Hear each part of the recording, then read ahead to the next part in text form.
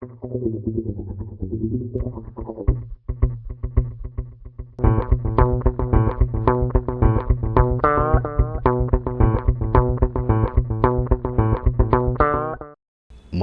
படத்தில் விமலுக்கு தாத்தா கதாபாத்திரத்தில் நடிக்கிறேன். ஒரு யதார்த்தமான கிராமத்தான்.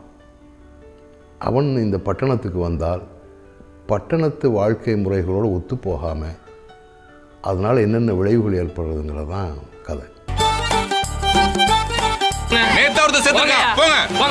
இங்க பாராத்தா, நேற்று செத்ததுக்கு பாவம் கூடி உட்காந்து இன்னும் அழுதுகிட்டு இருக்குதுகளே. ஆனது ஆயிப்போச்சு, அழுது என்ன பிரயோஜனம்? தாத்தா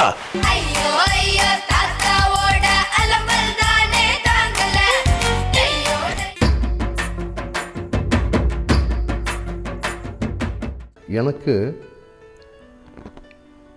இந்த சினிமா ஊடகங்கிறது மிக பலம் வாய்ந்த மக்கள் ஊடகம், மிக சக்தி வாய்ந்த ஊடகம். இதில் என்ன விஷயத்தை சொன்னாலும் மிக சீக்கிரமாக மக்களை போய் சேரும். அப்போது இந்த ஊடகத்தில் என்னை இறைவன் வைத்திருக்கும் பொழுது நான் எனக்கு நியாயமானவனாக இருக்கும் பட்சத்தில் நல்ல சமூக கருத்துக்களை சொல்ல வேண்டும். அது என் குறிக்கோள்.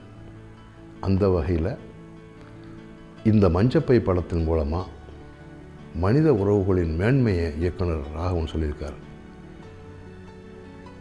பெரியவங்களை மதிக்கணும். ஏன்னா இன்றைக்கி இருக்கிற காலகட்டங்களில் இளைஞர்கள் முதியவர்களை பெருசாக மதிக்கிறதில்ல, அவங்களுடைய உணர்வுகளை மதிக்கிறதில்ல, அவங்களுடைய உள்ளங்களில் என்ன இருக்குன்னு நினைக்கிறதில்ல. ஏதோ வயசாகி போயிடுச்சு, முடிஞ்சு போயிடுச்சு, பெருசு அப்படிங்கிற மாதிரி டீல் பண்ணுறாங்க.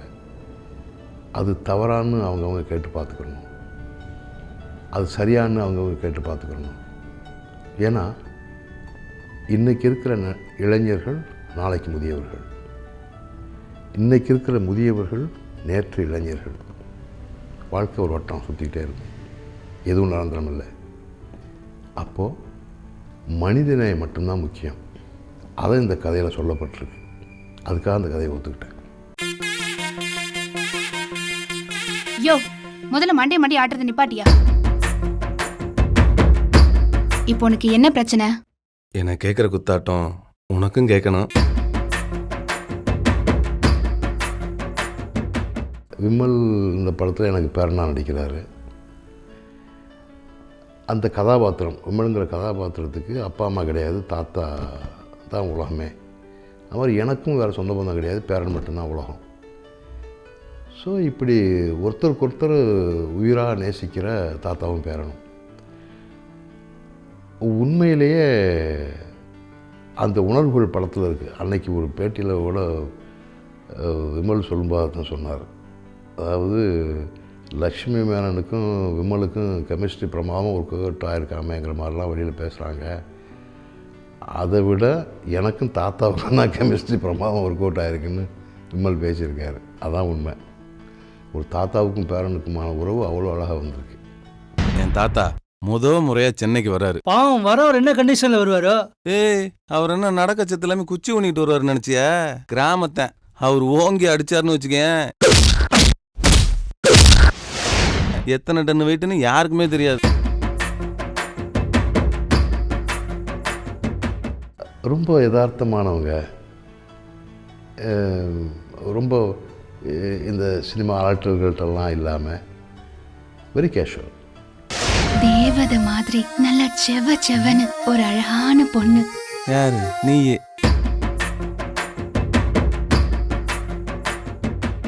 எனக்கு ஒவ்வொரு இயக்குனர்கிட்ட இருந்தும் எனக்கு ஒவ்வொரு விஷயங்கள் நான் கற்றுக்கிறேன்.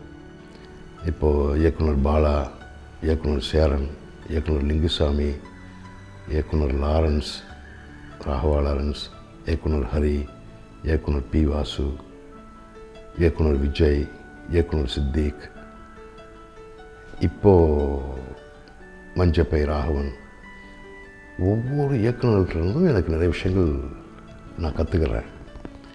எங்கிட்டேருந்து ஒவ்வொருத்தரும் அவங்களுக்கு தேவையானதை ஒவ்வொருத்தரும் எங்கிட்டேருந்து எடுத்துக்கிறாங்க.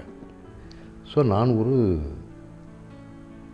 நான் சும்மா இருந்தால் போதும், அவங்க என்ன தேவையோ எங்கிட்டேருந்து எடுத்துக்கிறாங்க.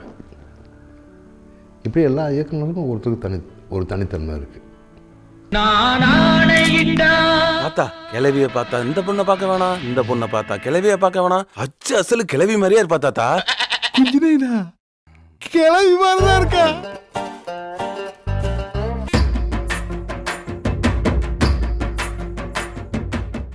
ஒரு ராஜ்கிரண் தாத்தாவை நடிச்சிருக்காராம். ஸோ எப்படி இருக்கும், என்ன பண்ணியிருப்பார்? ஏன்னா ராஜ்கிரனால் அந்த ரஃப்பு டஃப்பு அந்த அப்படியே ஒரு இமேஜில் பார்த்துக்கிறவங்களுக்கு தாத்தா அவர் எப்படி பண்ணியிருப்பார் அப்படின்னு ஒரு ஆர்வம் இருக்கும். அது நான் நினைக்கிறேன்.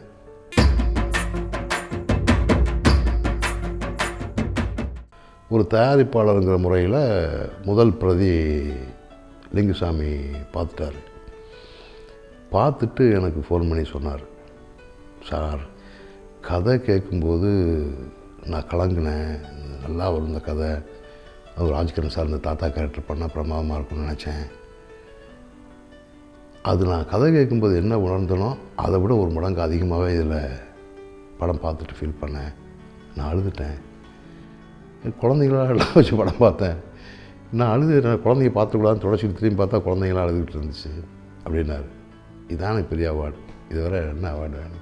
நீங்க வேணா அப்படியே ஸ்ட்ரைட்டா போய் லைட்டா திரும்பி பாருங்க. சட்டென தூரலும் கொட்டியதெப்படி, உயிர் மொத்தமும் உன்னிடம் ஒட்டியதெப்படி.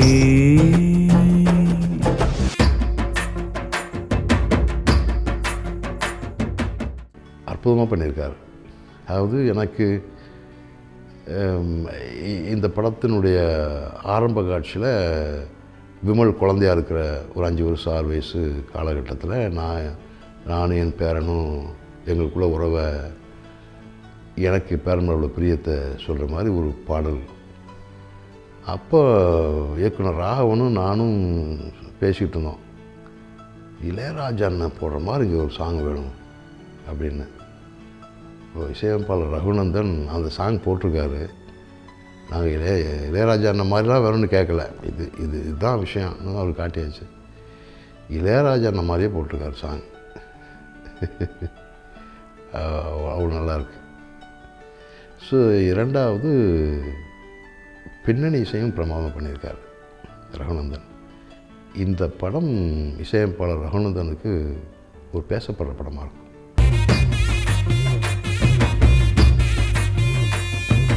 பார்த்து பார்த்து உன்னை பார்த்து வானம் கொட்டையாச்சு, பூத்து பூத்து கண்ணும் பூத்து பூமி தட்டையாச்சு.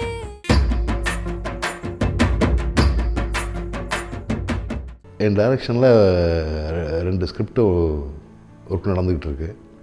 ஒரு கணவன் மனைவி உறவுகளை சொல்கிற மாதிரி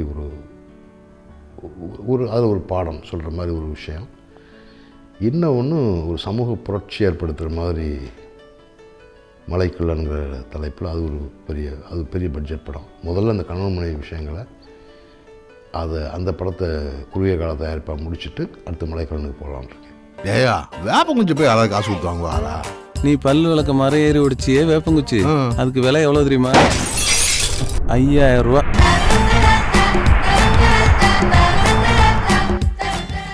இந்த ஜூன் மாதம் 6ஆம் தேதி வெள்ளிக்கிழமை மஞ்சள் பேப்பர் ரிலீஸ் ஆகுது. பாருங்கள், பார்த்துட்டு உங்கள் கருத்துக்களை சொல்லுங்கள். வணக்கம்.